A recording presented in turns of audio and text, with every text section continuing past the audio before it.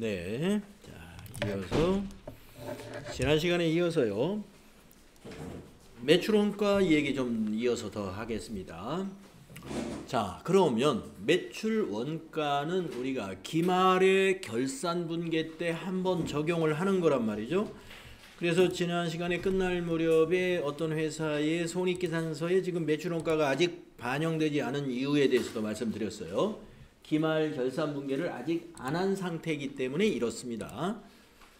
그러면 이제 우리가 기말에 하는 작업을 어떤 작업을 하냐면 이 프로그램에서 할 때 결산자료 입력이라고 하는 이 자동 분계를 하기 위한 그 메뉴가 있습니다. 이 결산자료 입력이라고 하는 요 메뉴 화면 하나를 제가 보여드리면은, 자, 결산 기간을 만약에 1월부터 12월까지라고 이렇게 입력을 했어요. 그리고 상품 매출원가는 확인 누르면 이와 같은 양식이 나오는데, 여기다가 우리가 상품 매출원 여기 상품 매출원가 공식 이렇게 나와 있지 않습니까?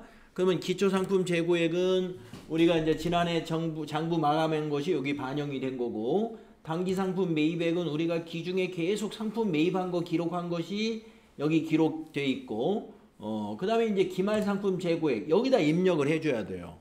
근데 우리가 아직 여기 입력이 안 된 상태예요. 재고액을 입력을 안 하니까 전부 다 재고가 남아있는 것으로 아까 손익계산서에는 모두가 다 안 팔린 걸로 이렇게 돼 있단 말이죠. 그러면 우리가 이제 여기다 입력할 때 기말 상품 재고액은 12월 31일 재고액을 여기다 이제 뭐 남성 바지, 여성 바지, 남성 상의, 여성 상의, 뭐 티셔츠, 무슨 옷, 정장 뭐 이렇게 다 해서 조사해 가지고 이제 금액으로 환산해 가지고 여기에 얼마를 여기다 입력할 거란 말이에요. 그러면 제가 한번 질문 한번 해보겠습니다. 장부에 있는 재고 금액도 있을 거 아니에요? 우리가 장부를 쓸 테니까.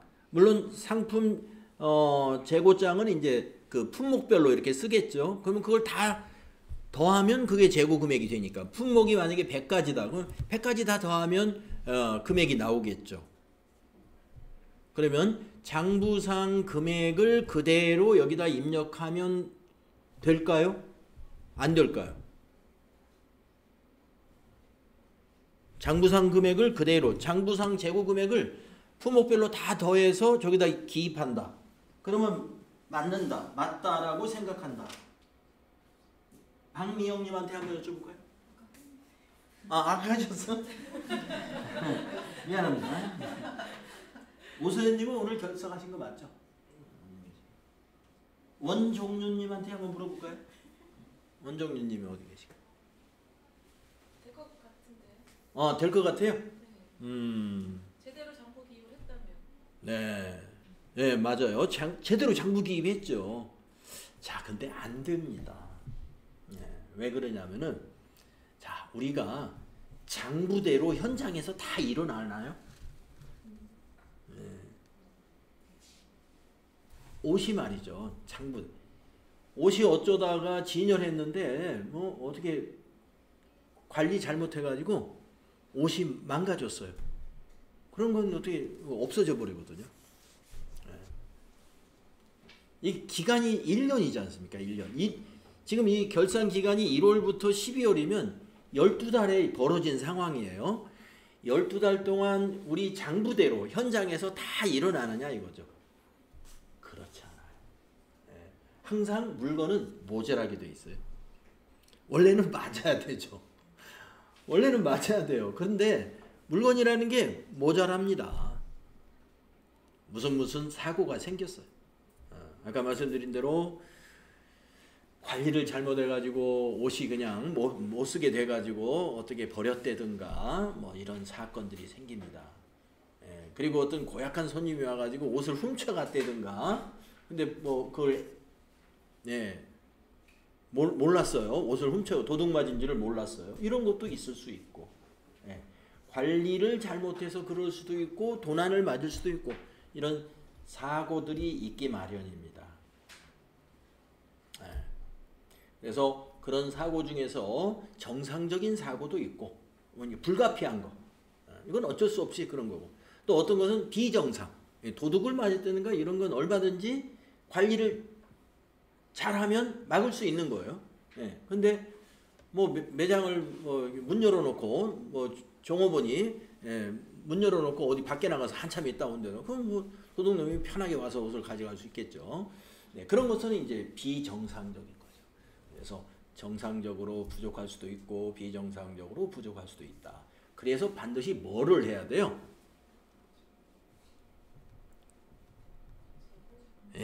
재고 조사라는 걸 꼭 해야 됩니다. 실사, 실제 조사라는 것. 실사라는 것은 실제로 조사하라. 실제로 조사해야 돼. 그래서 우리가 회계를 할 때 늘상 매월마다 매월 단위로 실사할 수는 없지만 적어도 저 뒤에 가서 이제 우리가 그 내부 관리 제도에 대해서 약간의 공부가 나오는데 그 내부 관리가 어느 정도 되는 회사라면은 재고 조사라는 걸 해야 돼요. 재고 조사는 그 판매 사원들이 하면 되지 않느냐? 판매 사원들도 물론 당연히 그 사람들은 매일매일 해야 되는 거고 회계팀에서도 한번 해야 돼요. 그래야 이게 크로스로 체크가 되는 거예요. 크로스로. 제3자가 조사해도 똑같아야 되잖아요. 매장에 있는 직원이 조사한 것과 제3자가 와서 조사한 것이 동일하면 그게 이제 검증 가능한 재고 금액이 되는 거예요. 그래서 우리가 재고 실사라는 걸 하게 됩니다. 자, 그래서 항상 결산할 때는 여기 입력되는 금액은 장부 금액을 넣는 게 아니에요. 장부 금액이 아니라 실제 재고 조사한 것을 금액으로 환산해 가지고 입력하게 돼 있습니다. 자, 그래서 그걸 우리가 재고자산의 평가 단계라고 한번 보겠어요. 재고자산을 아까 거기다 입력할 금액을 산출하는 것을 평가라고 한다면 평가를 하려면 두 가지를 알아야 돼요. 첫째, 수량을 파악하고 단가를 결정해야 됩니다. 수량 결정과 단가 결정이라는 두 가지를 결정해야 되는데 수량 결정은 뭐냐? 아까 첫 번째 답변하신 대로 계속 기록법에 의해서 장부, 입고, 출고 잘 기록하면 재고가 탁탁 장부에 계산이 되죠. 하지만 실제로는 그게 현장하고 안 맞아요. 안 맞으니까 실제 재고 조사를 한 번은 해야 된다. 이거. 한 번은 정기적으로 합니다. 다 어떤 기업이든 간에. 그래서 이걸 우리가 계속 장부상으로 기록하면서도 장부상 우리가 재고 금액을 파악을 하기도 합니다만은 실제로 재고 조사를 해요. 그래서 우리는 혼합법으로 수량을 결정한다. 이렇게 알고 계시면 돼요. 혼합법으로 한다. 혼합법. 장부도 쓰고 조사도 한다. 혼합법으로. 그래서 수량이 결정이 됩니다. 수량이 결정이 되면은요, 이제 품목별로 단가를 정해야 돼요. 자, 우리가 실제 재고 조사를 하면은 품목별로 조사하겠죠.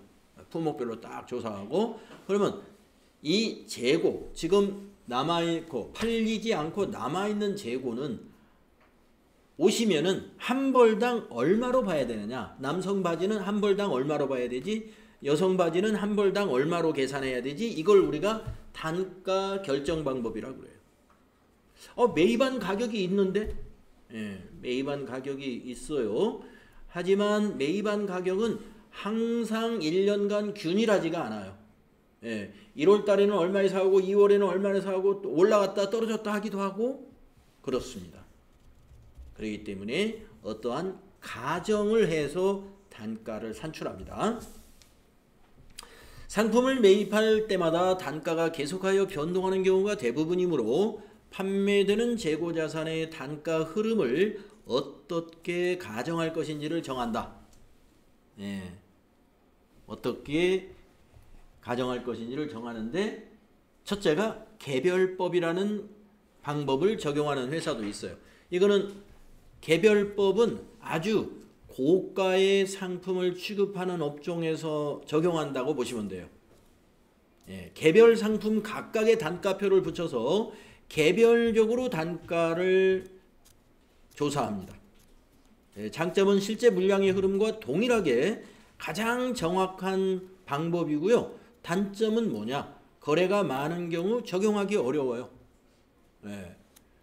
그래서 고가품 아니고서는 개별법을 사실상 적용할 수가 없습니다. 거래 빈도가 많은 경우도 적용할 수가 없습니다. 거래 빈도가 아주 많은 경우도. 그래서 개별법은 어떤 방법이다라는 것만 아시고 시험에서는 별로 안 다루어지고요. 2, 3, 4, 5번이 이제 시험에서 다루어지는 그 가정법이에요. 단가 결정 방법의 4가지 가정. 이 개별법은 가정이 아니라 그건 실제예요. 그거는 사실과 똑같은 거고, 선입선출, 후입선출, 이동평균, 총평균 이런 방법이 하나의 가정입니다. 정확하지는 않지만 이런 가정으로 계속 계산하면은 그건 맞는 거예요. 결과적으로는 나중에 맞는 거죠. 자, 그래서 선입선출, 후입선출은 두 개가 서로 상반되는 개념이에요. 서로 반대되는 개념. 그리고 이동평균하고 총평균은 평균법 중에 2가지가 존재하고 있고요. 자, 그러면 선입선출부터 한번 보겠습니다. 자, 이게 선입선출의 원칙이 이거예요. 먼저 입고된 상품을 먼저 출고한다는 가정하에 출고 단가를 결정한다. 선입선출. 아마도 제일 많이 적용하는 어떤 그 가정이 아닐까 싶습니다. 여러 이런 그 매출 원가를 산출하는 단계에서만이 아니라 우리 일상에서 제일 많이 적용하는 어떤 원칙 가정이라고 볼 수 있어요. 선입선출. 먼저 입고된 상품을 먼저 출고된 걸로 본다는 거죠. 자, 장점을 보면은요. 실제 물량의 흐름과 완전히 일치하진 않지만 대략 흐름과 일치하는 편이에요. 우리가 옷을 팔든 무슨 음식, 과일 같은 걸 팔든 간에 먼저 입고된 것을 먼저 팔려고 하는 것은 당연한 거죠. 그래서 실제 물량의 흐름과 거의 맞습니다. 그리고 재고 금액이 현재의 시가를 나타내는 것입니다. 여기서 공정가치는 시가를 말합니다. 공정가치. 시가. 자, 왜 그럴까요? 우리가 선입선출이기 때문에 아까 매출 원가로 잡힌 게 과거에 매입된 것은 매출된 걸로 보는 거니까 다 원가로 잡혔어요. 그러면 재고 금액은 최근에 매입한 것만 재고로 남겠죠. 선입선출이니까. 그러니까 현재 남아있는 재고 금액이 뭐하고 같아요? 시장의 가격하고 거의 비슷해요. 시장의 가격하고. 이것은 장점이에요. 선입선출의 단점, 장점, 좋은 점이라는 거죠. 자, 선입선출의 단점은 뭐냐? 현재 수익과 과거의 원가가 대응한다는 것이 단점입니다. 현재 수익은 뭐냐면 매출액입니다. 매출액. 자, 매출액은 현재 시가로 판매가 일어난 건데 그 원가가 반영되는 것은 선입선출로 원가를 적용하니까 항상 과거의 매입 원가가 거기에 들어와요. 현재 시세하고 괴리가 발생하죠. 원가는. 그러면 자, 만약에 인플레이 현상으로 계속 물가가 오르는 추세라고 한다면 이익이 많이 나게 되어 있습니다. 물가가 계속 상승할 땐 이익이 과대하게 표시돼 가지고 법인세를 많이 납부하는, 법인세 많이 나는 게 꼭 나쁜 건 아니지만 절세 면에서는 이제 단점이라고 볼 수가 있다. 단점. 자, 물가 상승 시에 왜 이익이 많이 나는지 이해가 되실까요? 자, 물가가 계속 오르고 있기 때문에 선입선출이면은요, 지금 매출원가에 반영된 거는 과거 것이 반영됐어요. 근데 지금 매출액에 잡힌 거는 현재의 시세대로 지금 매출액이 상품이 판매되고 있는 거니까 매출액에 현재의 시세가 반영돼 있을 거란 말이죠. 그래서 아무래도 이익이 많이 나게 돼 있어. 원가가 좀 낮아지니까, 단가가 낮아졌기 때문에. 자, 후입선출은 거기에 반대니까 어떤 일이 벌어지느냐. 자, 내용은 이것입니다. 나중에 입고된 상품을 먼저 출고한다는 가정이에요. 네, 장점은 현재 수익에 현재 원가가 대응해서 수익과 비용 대응 원칙에는 잘 부합이 돼요. 네. 하지만 단점은 뭐냐? 실제 물량의 흐름이 아니에요. 이게 후입선출이. 네, 실제 물량의 흐름과는 좀 차이가 나는 거고요. 재고자산 금액이 현재의 공정가치를 나타나지 못합니다. 재고자산이 뚝 떨어져요. 금액이. 과거의 원가가 적용되기 때문에. 후입선출로 하면. 그렇게 되면은 이익이 매출 원가가 줄어들면, 재고 금액이 줄어들면 원가가 가격이 최고로 올랐을 때의 단가가 반영됐단 말이에요. 그럼 원가가 높아져. 그러면 선입선출하고 반대니까 어떻게 돼요? 이익이 여기는 과대지만 여기는 이익이 과소하게 잡힙니다. 이익이 과소하게 잡혀요. 네. 실제보다 이익이 작게 잡혀요.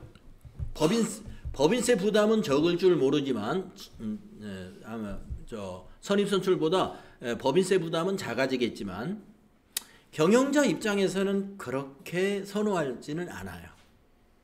경영자는 위탁받은 자산에 대해서 자기의 성과를 보여주는 것이잖아요. 이 회계의 목적 중에 두 번째 나오잖아요.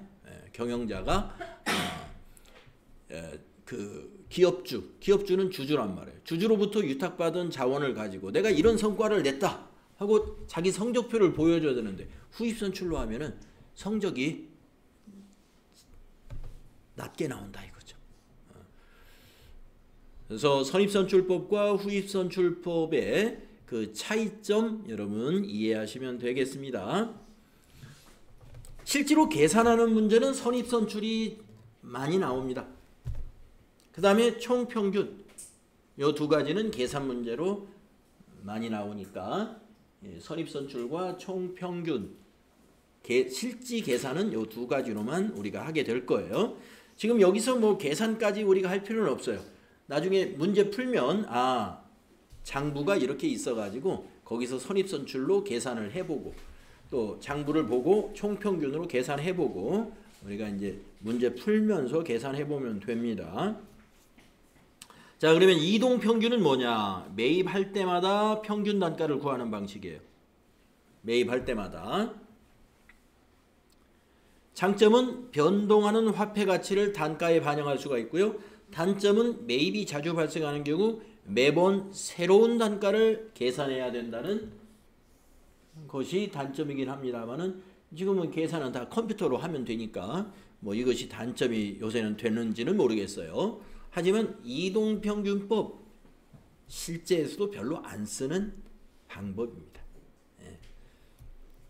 자, 그러면 이제 총평균법 이건 뭐 아주 많이 쓰는 방식이라고 볼 수 있어요. 총평균법. 왜냐? 선입선출이나 후입선출을 쓰면은요 의심할 수가 있어. 무슨 의도를 가지고 이거 이렇게 한 거 아니야? 네. 만약에 선입선출법으로 했다 그러면은 뭐 경영자 입장에서는 선입선출을 많이 선호합니다. 네. 그러면 뭐 불법은 아니에요. 선입선출로 우리 회사는 매년 그렇게 한다. 네. 그냥 평소에 평균법을 썼다가 갑자기 이번 회계연도에 선입선출을 했다. 그러면 좀 의심이 가죠. 무슨 그럴 만한 이유, 근거를 대봐. 이유가 뭐죠? 이렇게 질문할 수가 있어요. 그런데 우리는 계속 과거부터 그래 왔어. 그러면 우리가 전기하고 단기를 비교할 때 뭐 전기도 좋았기 때문에 단기도 똑같은 방식으로 하면 비교하면 아니까 전기보다 얼마나 좋아졌느냐 이걸 또 본단 말이에요. 그런데 전기까지는 총평균법으로 하다가 자 박 사장에서 김 사장으로 바뀌었어요. 근데 박 사장 때까지는 계속 총평균법으로 우리 회사가 재고자산을 평가했는데 단가 결정을 김 사장으로 바꾸면서 그때부터 선입선출로 바꾸었다. 그러면 이제 의도가 의심이 가는 거죠. 김 사장이 이거 이익을 과대하게 표시하려고 의도적으로 그런 거 아닌가 의심할 수 있죠. 그거 말하는 거예요. 자, 총평균법을 보겠습니다. 총평균법은 가장 무난한 단가 결정 방법이에요. 기말에 총 입고 금액을 총 수입 입고 수량으로 나누어 가지고 평균을 구합니다. 그 평균을 가지고 원가에 반영해. 그러면 뭐 의도가 뭐 법인세를 부담을 줄이려고 했다, 법인세 이익을 뭐 부풀리려고 했다, 이런 뭐 의심을 받을 필요가 없는 방법이라고 볼 수가 있습니다. 장점, 가장 간편하고 이익 조작의 가능성이 낮다. 간편하기도 하고 이익을 조작했다는 의심을 안 받는다, 이런 얘기죠. 장점이 아주 좋죠. 단점, 기초가 기말 재고에 영향을 미친다는, 평균을 내다 보니 기초 재고가 이 기말 재고 금액까지 영향을 미쳐가지고 사실하고는 좀 맞지가 않는 편이 있어요. 그런 것은 단점이다. 자, 요 정도 이해하시고요. 여기서 이익이 가장 크게 나오는 방식은 선입선출이라는 걸 기억을 하시면서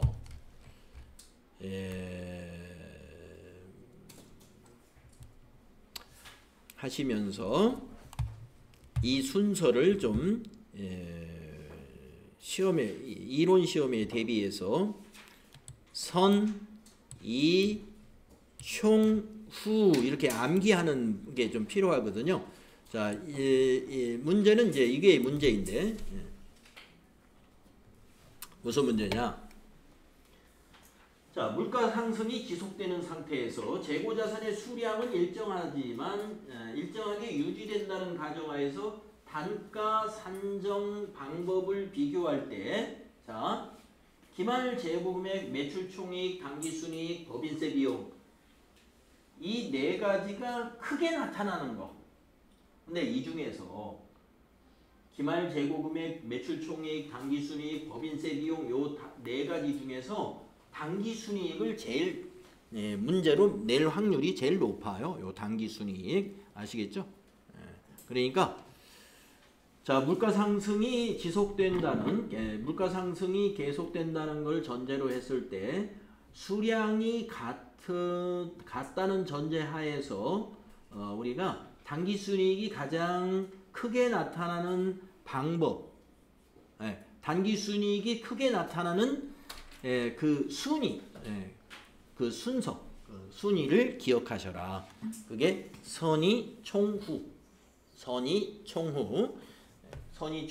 부등호가 크다는 뜻이잖아요. 이게. 자, 선입선출이 제일 이익이 많이 나는고요. 이동평균법이 그 다음인데 이동평균법과 총평균법은 같을 수도 있어요. 그래서 크거나 같은 겁니다. 매입이 딱 한 번 있었으면은요, 이동평균이나 총평균은 같아요. 매입이 딱 한 번만 있으면, 기초 재고에다가 매입이 딱 한 번만 있으면, 그러나 매입이 여러 번 있으면 이동평균이 더 큽니다. 자, 총평균, 그 다음에 후입선출이 가장 이익이 적게 나온다. 그래서 선의 총후 이거 순서가 되겠고요. 그 다음에 반대로 원가가 크게 나타나는 순서 하면 이렇게 거꾸로 되는 거예요. 이게 거꾸로. 선의 총후를 뒤집으면 돼. 뒤집으면 부등호가 반대로 돼 있어요. 그러니까 원가가 큰 순서, 매출 원가가 큰 순서는 후입선출이 제일 커요. 후입선출이. 그 다음에 총평균, 이동평균, 선입선출. 그러니까 선의 총후가 되는데 부등호가 반대 방향을 보고 있다. 이렇게 암기사항입니다. 네. 자, 그래서 재고자산의 금액을 우리가 이 매출원 기말상품 재고액에다가 여기다 입력할 때 물론 시험에서는 아주 단순하게 냅니다. 2천만 원이다, 5천만 원이다 이렇게. 근데 항상 여러분이 여기다 금액을 입력할 때 이 5천만 원이라고 문제에서 알려줬다고 봐요. 이 5천만 원은 장부의 재고 금액이 아니고 지금 우리가 방금 정리한 실지 재고 조사를 해서 수량 파악하고 그 다음에 단가를 아까 그 선입선출이나 후입선출이나 이동평균이나 총평균 중에서 그 방법으로 단가를 산출해서 품목별로 금액을 다 실제 재고를 조사한 수량으로 곱하기 한 거다. 그래가지고 계산한 금액이다. 이걸 기억하셔야 돼요. 그러면 이제 여러분이 어떻게 차이난 건 그럼 어떻게 할 거냐. 예.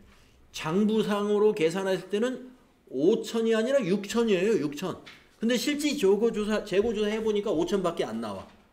그러면 1,000만 원을 어떻게 해야 돼요? 이거 해결해야죠.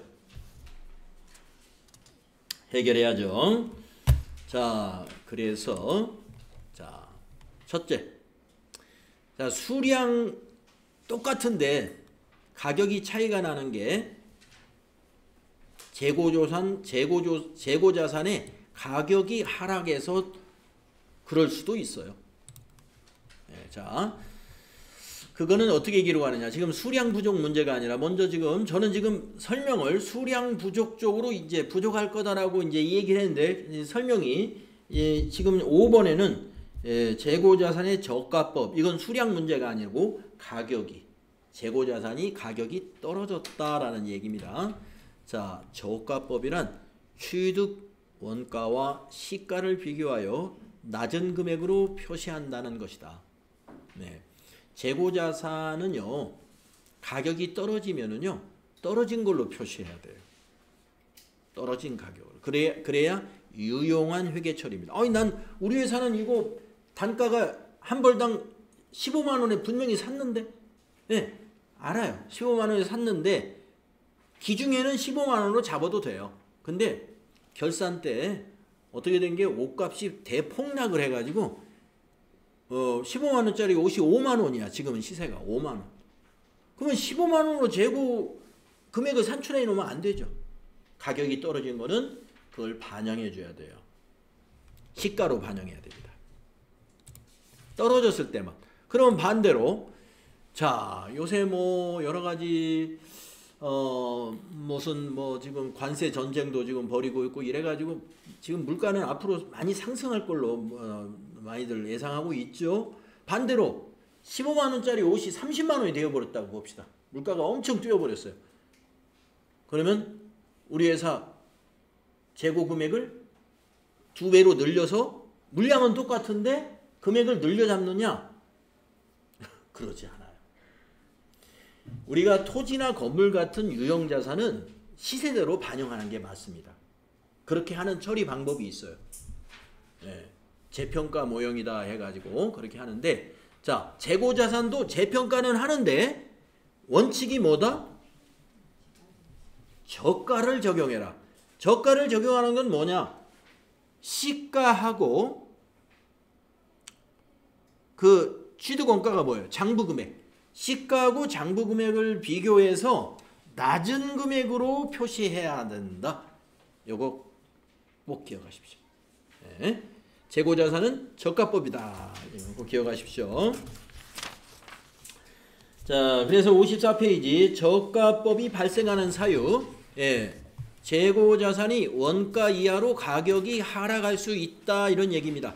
예. 그 네모 박스에는 이제 하락을 할 수 있는 이유에 대해서 몇 가지 설명을 했습니다.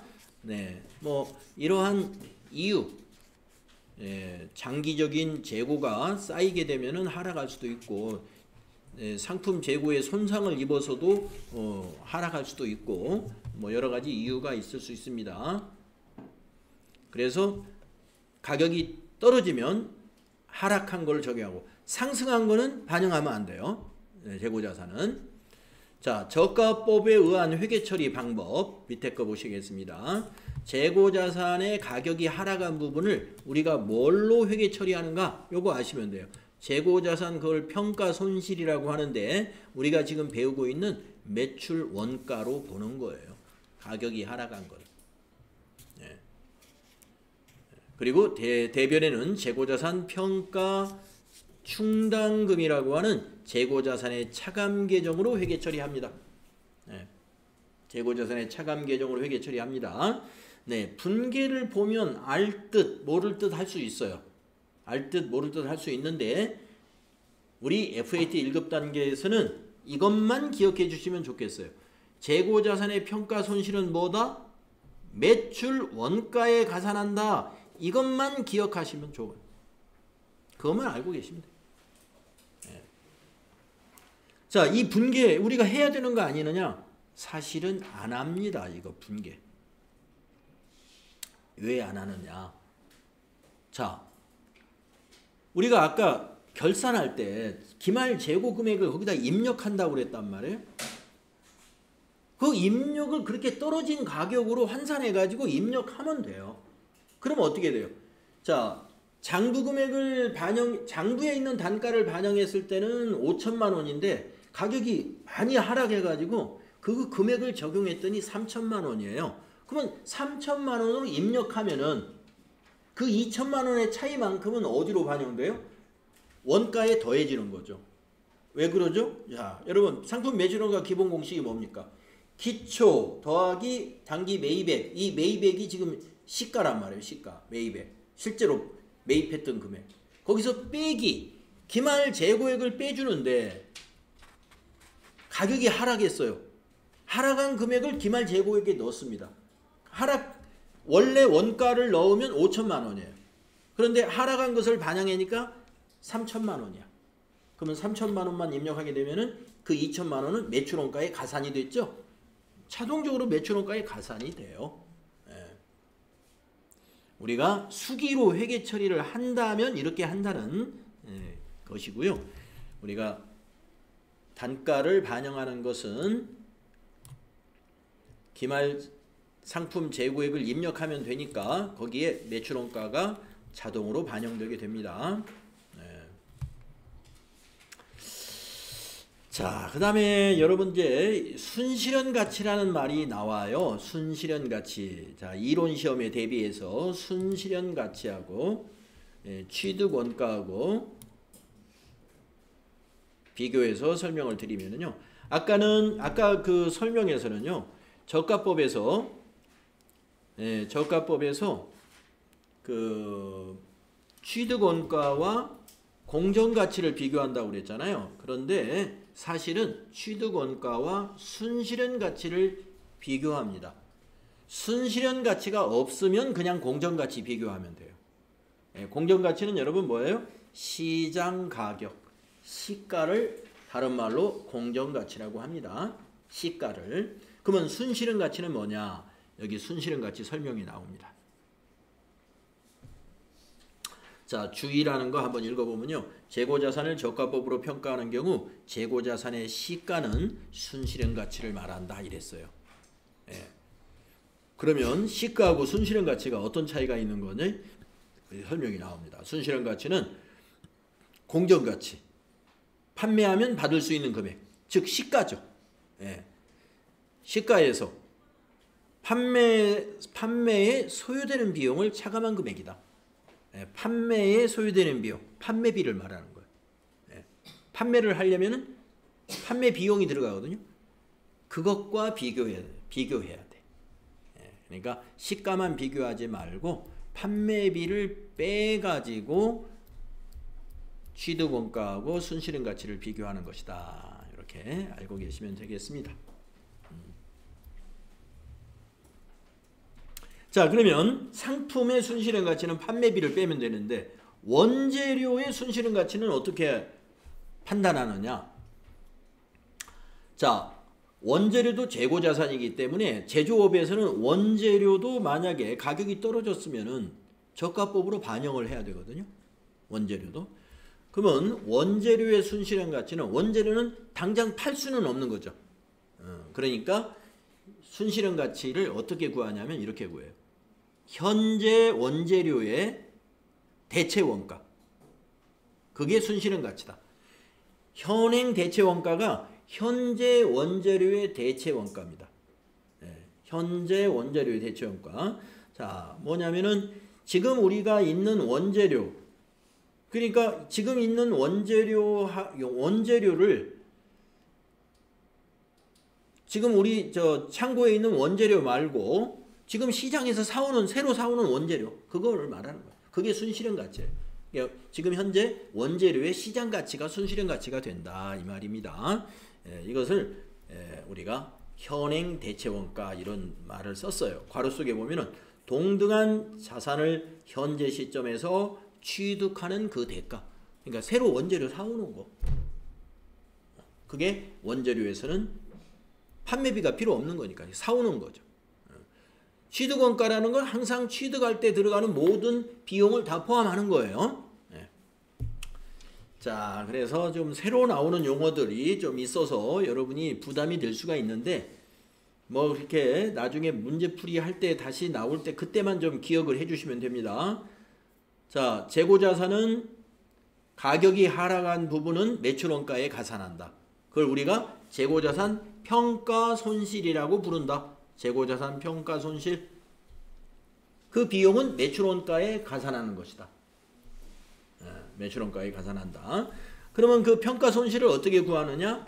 장부금액하고 순실현 가치를 비교해서 그 떨어진 차이 금액을 우리가 재고자산 평가손실이라고 한다 이거예요. 자, 여기까지는 가격 하락에 대한 얘기예요. 자, 아니 그런데 또 나오네요. 가격 하락. 근데 가격이 그 다음에 또 올랐다. 가격 하락한 거 반영을 했는데요. 그 재고자산이 다시 가격이 올랐어요. 그걸 설명하는 거예요. 자, 설명을 보겠습니다. 저가법의 적용에 따른 평가 손실을 초래했던 상황이 해소되어 새로운 시가가 장부금액보다 상승한 경우에는 최초의 장부금액을 초과하지 않는 범위 내에서 평가 손실을 환입합니다. 재고자산의 평가 손실의 환입은 매출 원가에서 차감합니다. 자, 재고자산 평가 손실이 인식되었던 그런 재고자산, 이게 결산 때만 이루어지기 때문에 만약에 전기에는 우리가 가격이 크게 하락을 했었어요. 그래가지고 재고자산 평가 손실을 반영을 했어요. 근데 올해 1년 후에 결산할 때는 반대 현상이 일어났어요. 재고 가격이 상품 가격이 많이 올랐습니다. 올라가지고 우리가 작년 결산 때 재고자산 평가 손실로 반영했던 것을 회복했어요. 그랬을 때는 작년에 지난 결산 때 재고자산 평가 손실로 우리가 정리했던 것만큼을 다시 환입을 시켜요. 환입시킬 때 분계는 자, 재고자산 평가 충당금 차변, 그리고 대변에 재고자산 평가 충당금 환입, 이렇게 정리를 하는데 이 환입 금액이 최초의 장부 금액을 초과하지 않는 범위 내에서만 환입이 된다. 최초의 장부 금액. 그러니까 처음에 만약에 한 벌당 1,500원으로 취득을 했다 그러면 그 금액 이상은 가격이 올랐다 하더라도 1,900원이 됐다 그래도 그냥 1,500원까지만 가격을 인상된 걸로 봐야 된다 이겁니다. 최초의 장부 금액을 초과하지 않는 범위 내에서만 환입한다. 환입이 있다는 것만 알고 계시면 될 것 같아요. 네, 자 그러면 좀 여러분이 이해하기 쉬운 재고자산의 감모손실 말씀드리고 또 쉬는 시간 가질게요. 자, 재고자산 감모손실, 수량 차이. 아까 여러분들에게 재고조사를 왜 해야 되는지를 말씀드리면서 수량 차이는 있기 마련이다. 어느 업종, 어느 회사를 막론하고. 이 수량 차이는 두 가지의 성격이 있다. 내용을 보겠습니다. 재고자산의 감모손실은 재고자산의 장부상 수량과 실제 수량과의 차이에서 발생하는 손실이다. 아까 재고자산 평가손실은 가격 하락에서 오는 거고, 지금 말하는 재고자산 감모손실은 수량의 부족에서 오는 것을 말합니다. 그걸 우리가 재고자산 감모손실이라고 불러요. 그런데 정상적으로 발생한 감모손실은 매출 원가에 포함을 하고요. 비정상적으로 발생한 감모 손실은 영업의 비용으로 분류합니다. 여기서도 매출 원가에 가산하는 것에 대해서는 별도의 분계를 안 해도 돼요. 왜냐하면 그 기말 상품 재고액 입력할 때 부족한 거는 입력을 안 하거든요. 그러면 자동적으로 매출 원가에 더해져요. 그러나 영업의 비용으로 처리하는 것은 별도의 분계를 합니다. 결산 분계 때 해줘야 돼. 영업의 비용으로 가는 것은 그렇게 알고 계시면 되고요. 지금 여기서 보시면 정상적인 감모 매출 원가다. 그런데 실질적인 이런 분계는 안 할 거예요. 할 필요가 없어요. 왜냐? 기말 상품 재고액에 부족한 부분 빼고 입력하기 때문에 매출 원가에 자동으로 더해져요. 그러나 비정상적인 감모 손실, 이거는 수동 분계, 이건 수동으로 해야 돼요. 그래서 이제 나중에 결산 때, 수동 결산 때 이걸 할 거예요. 만약에 부족한 부분이 있다 그러면. 자, 이 영업의 비용이라는 건 뭐냐? 영업에 관계없이 비용이 발생했다. 예를 들어서 도난을 당했다든가 이런 겁니다. 도난을 당했다. 그건 관리를 잘못한 거예요. 이런 것은 영업의 비용으로 잡아야 됩니다. 상품이 200만 원어치 부족해요. 그런데 전부 도난 당했답니다. 그러면은 차변에 재고자산 감모 손실 200만 원, 대변에 상품 200만 원, 이렇게 회계 처리를 해줘야 돼요. 이것은 수동결산. 이렇게 영업의 비용인 재고자산 감모 손실이라는 계정 과목으로 수동으로 전표를 입력하는 것을 우리가 수동결산이라고 할 텐데, 그런 것은 비정상적인 감모 손실이 있을 때만 한다. 이렇게 기억하시면 되겠습니다. 그래서 감모 손실은 두 가지가 있다. 정상 감모는 매출 원가라고 하는 거, 비정상 감모는 영업의 비용으로 정리한다. 이게 핵심이에요. 그리고 이 분계는 할 줄 알아야 돼요. 요 비정상적인 감모, 요거는 할 줄 알아야 돼요. 자, 이렇게 해서 우리는 자산의 유동자산을 다 정리했고요. 다음 시간에는 비유동자산을 정리하도록 하겠습니다. 쉬었다 하겠습니다.